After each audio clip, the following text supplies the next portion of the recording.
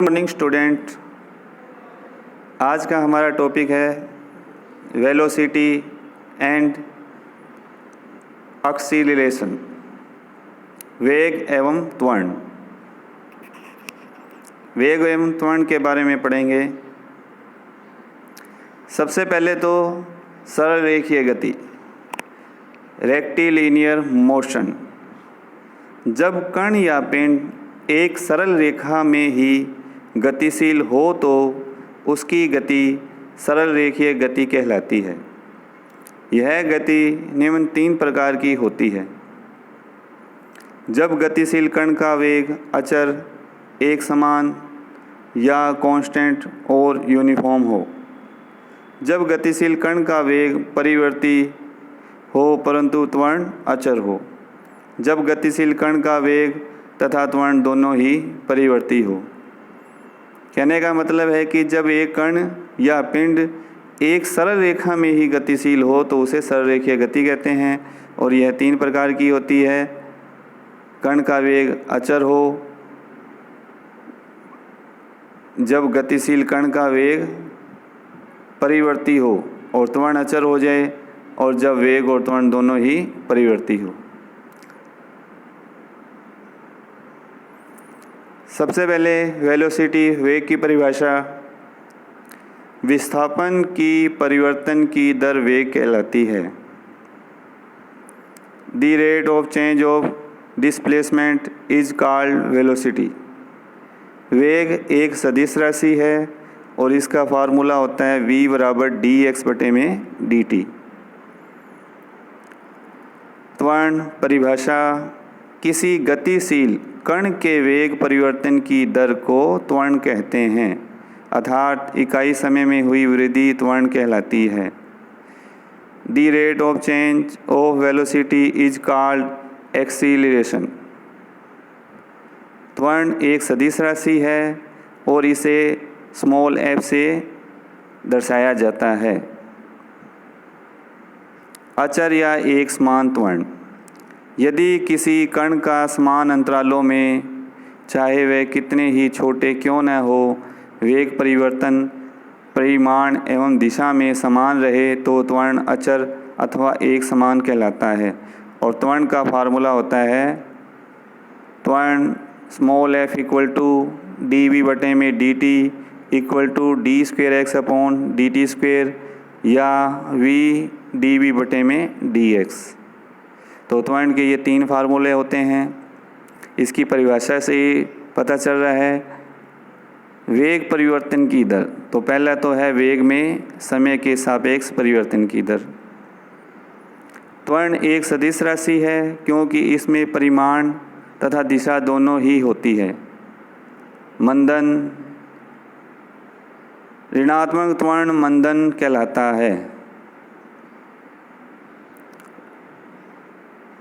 Dot notation, dx/dt को x dot तथा d2x/dt² को x डबल डॉट से भी व्यक्त किया जाता है।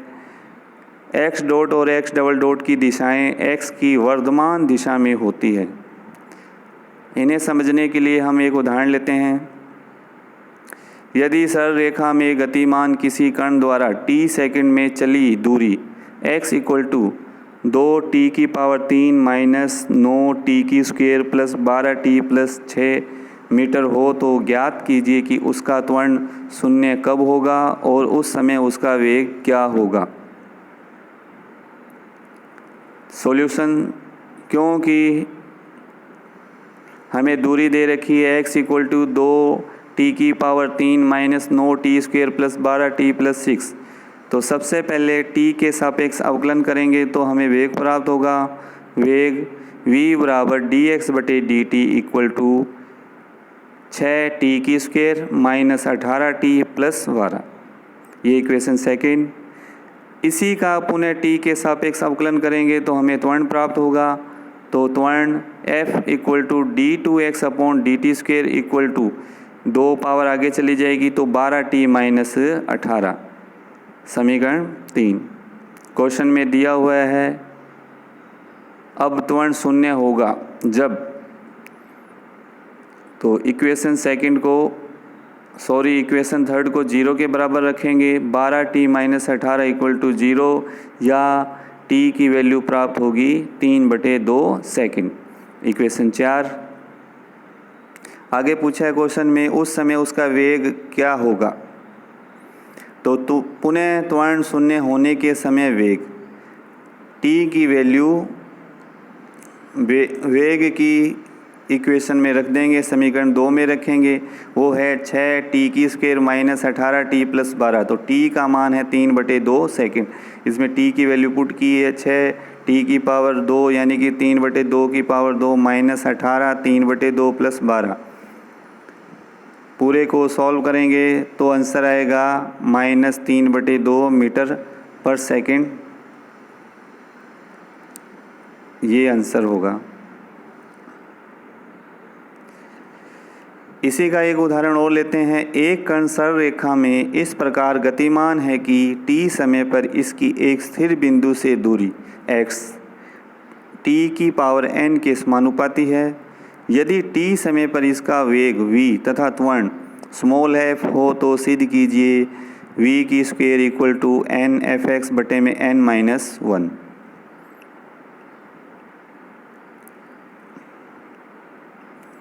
तो सबसे पहले दिया हुआ है दूरी x tn के समानुपाती है। तो प्रश्नानुसार x बराबर k t की n। यहाँ k क्या है, समानुपातिक स्थिरांक है, समीकरण 1। अब इसका t के सापेक्ष अवकलन कर देंगे तो हमें वेग प्राप्त होगा। वेग v बराबर dx बटे dt। k ऐसे कैसे ही कांस्टेंट है, n की पावर आगे आएगी और t की पावर हो जाएगी n-1, समीकरण 2। फिर इसका पुनः t के सापेक्ष अवकलन करेंगे तो त्वरण आएगा। त्वरण small f equal to d2x upon dt² equal to k ऐसे कैसे n भी ऐसे कैसे n की -1 पावर आगे आएगी और t की पावर हो जाएगी n-2, इक्वेशन 3। तो जो हमें सिद्ध करना था उसकी राइट हैंड साइड ले लेंगे n(f(x) बटे में n-1।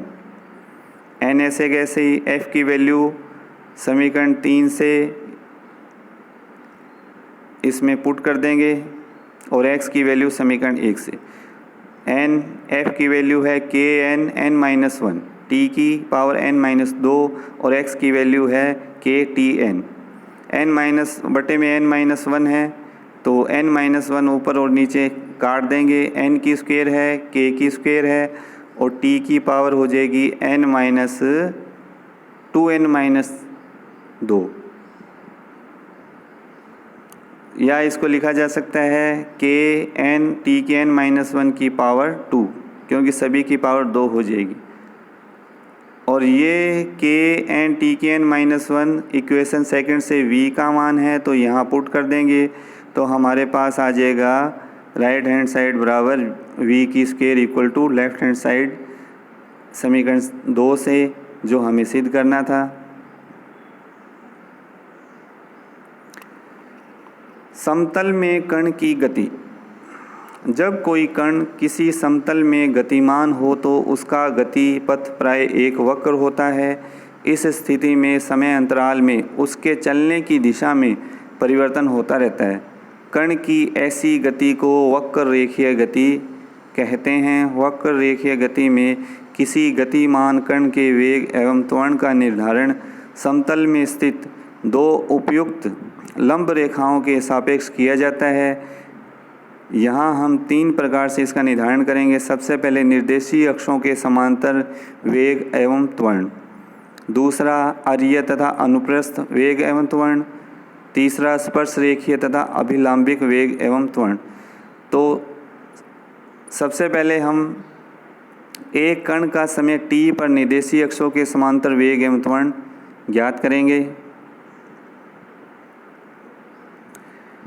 यदि किसी बिंदु P पर परिणामी वेग v हो तो x अक्ष के साथ कोण साई बनाती है।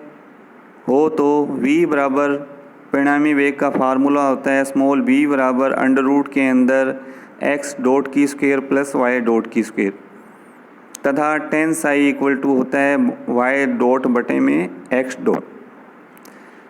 और हम जानते हैं y डॉट होता है dy बटे में dt और x डॉट होता है dx बटे में dt। तो ये dy अपॉन dt बटे में dx अपॉन dt, तो हमारे पास tan psi इक्वल टू आ जाएगा dy बटे में dx। फॉर्मूला 1 v परिणामी वेग और ये फॉर्मूला 2 हो गया tan psi dy upon dx। अतः p पर परिणामी वेग की दिशा बिंदु P पर वक्र की स्पर्श रेखा के अनुदिश होती है। इसी प्रकार से यदि बिंदु P पर कण का परिणामी त्वरण f हो जो x x के साथ थीटा कोण बनाता हो, तो small f equal to under root के अंदर x डबल डॉट की square plus y double dot की स्क्वायर होता है। ये परिणामी त्वरण का फार्मूला है। तथा इसी प्रकार से tan थीटा इक्वल टू हो जाएगा y डबल डॉट बटे में x डबल डॉट, या theta equal to tan inverse y double dot बटे में x डबल डॉट। तो x x के समांतर त्वरण हो जाएगा d square x upon d t square, या d u upon d t, या u d u upon d x.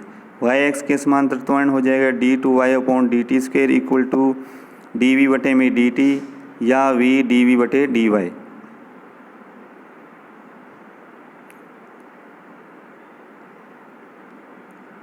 यहाँ पर हमें वेग एवं त्वरण पूछा जाए तो हम क्या करेंगे, किसी कण के केवल वेग और त्वरण से तात्पर्य उसके परिणामी वेग एवं त्वरण से होता है।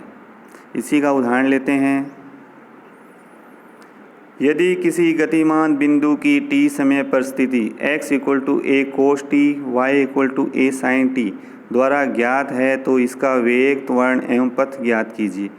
If the position of a moving point at point t is given by x equal to a cos t, y equal to a sin t, find its velocity, acceleration and path।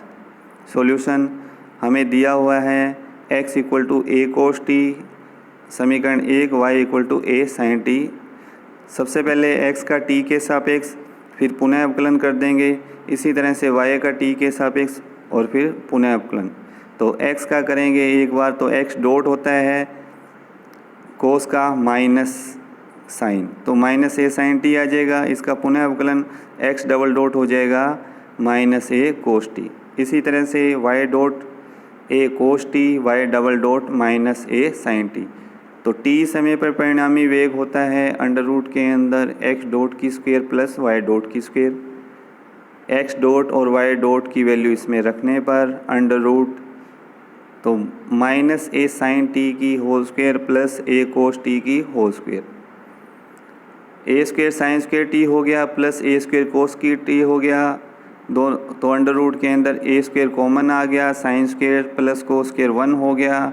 तो under root के अंदर ए square, तो value आएगी T पर परिणामी वेग हो जाएगा स्मॉल ए। इसी तरह से परिणामी त्वरण under root x double dot की square plus y double dot की स्क्वायर। एक्स डबल डॉट और वाई डबल डॉट की वैल्यू इसमें रख देंगे, तो अंडर रूट के अंदर माइनस ए कोस टी की square plus minus a sine t की स्क्वायर। तो अंडर रूट के अंदर हो जाएगा a square cos square t plus a square sine square t. A square common है, cos square t plus sine square T वो 1 हो जाएगा। तो अंडर रूट से बाहर आ जाएगा स्मॉल ए, तो परिणामी त्वरण होगा स्मॉल ए। अब इक्वेशन 1 और 2 का स्क्वायर करके जोड़ देंगे, तो x की स्क्वायर प्लस y की स्क्वायर इक्वल टू होगा a square cos square t plus a square sine square t. और ए स्क्वायर कॉमन है, cos square t plus sine square t common आ गया। तो या फिर x square plus y square equal to a square, जो कण के पथ का समीकरण है तथा वृत्त को निरूपित करता है। थैंक्स। आगे के वीडियो में हम पढ़ेंगे अरीय वेग के बारे में। थैंक्स।